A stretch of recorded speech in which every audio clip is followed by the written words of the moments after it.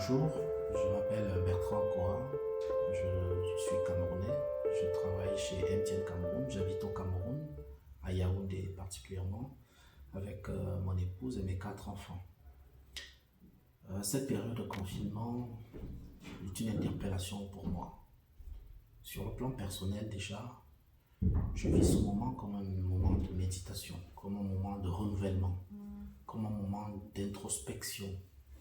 Il y a tellement de choses qui se passent autour de nous durant cette période qu'on se pose la question de savoir si réellement l'homme est au centre des préoccupations de ce monde. Il y a tellement d'intérêts et d'enjeux dans tout ce qui se passe.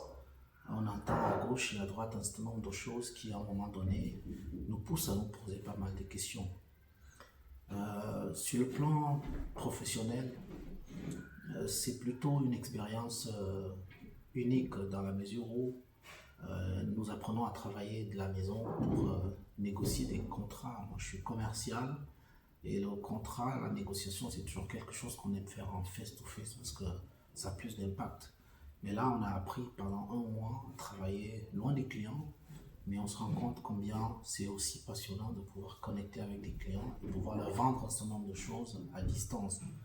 Et c'est réellement une opportunité pour nous qui travaillons dans les télécoms, dans la mesure où les clients aujourd'hui ont besoin des outils que nous commercialisons depuis et ils se rendent compte combien c'est important ces outils qui parfois passent pour du simple gâchis ou du snobisme.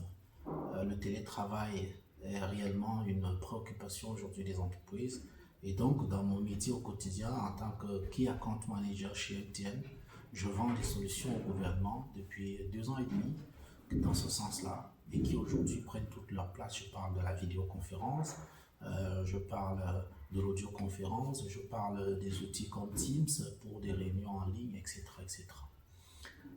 Sur le plan familial, c'est plutôt une excellente euh, aventure avec les enfants qu'on découvre au quotidien parce que pas souvent là, désormais on est avec eux du matin au soir, même si on arrange nos agendas pour pouvoir travailler, ça laisse quand même la possibilité de les voir plusieurs fois dans la journée.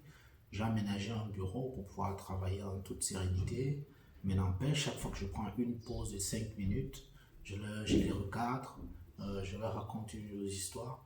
Nous faisons à manger ensemble parce que mon épouse elle continue de travailler, donc pour nous, c'est vraiment une excellente opportunité pour notre famille de nous retrouver davantage et pour les enfants de découvrir beaucoup de choses que je leur apprends. Ils ont arrêté l'école depuis plus d'un mois et donc moi j'ai eu la chance d'être à la maison en même temps. Donc j'essaie d'organiser leurs emplois du temps pour qu'ils ne lâchent pas de ce côté. Qu'est-ce que je voudrais passer comme message à tous ceux qui ont vécu, ont perdu des êtres chers ou qui ont des êtres chers qui sont très malades?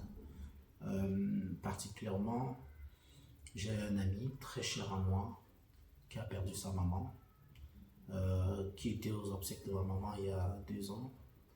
Et ça m'a fait très mal de ne pas être capable d'aller aux obsèques de sa maman, qui était une charmante maman. Et donc, à celui-là et à tous les autres, je leur envoie un message de réconfort et de compassion éprouvée. Quant à ceux qui sont toujours pas malades, je recommande beaucoup de prudence. Je recommande le port du masque lorsqu'on est obligé de sortir.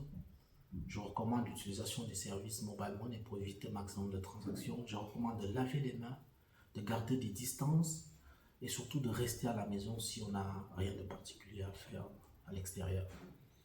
Et pour l'ensemble de la communauté de notre planète, j'ai juste envie de dire que nous devons penser à demain, même si c'est compromis pour la plupart, pour les hommes d'affaires, pour les élèves, les étudiants. On a l'impression qu'on a perdu une année, mais non.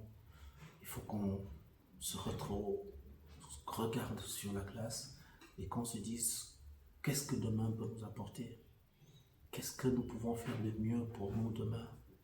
Et donc à partir de là, continuer de planifier, continuer de mettre l'homme au centre de nos préoccupations.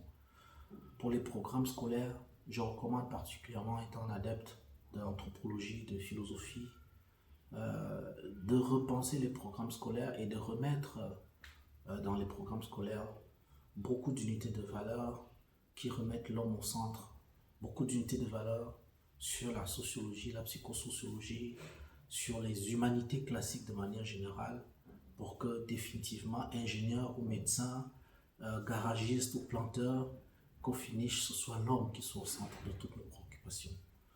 Et à partir de là, je ne peux que souhaiter bon courage à tout le monde et surtout solliciter beaucoup de solidarité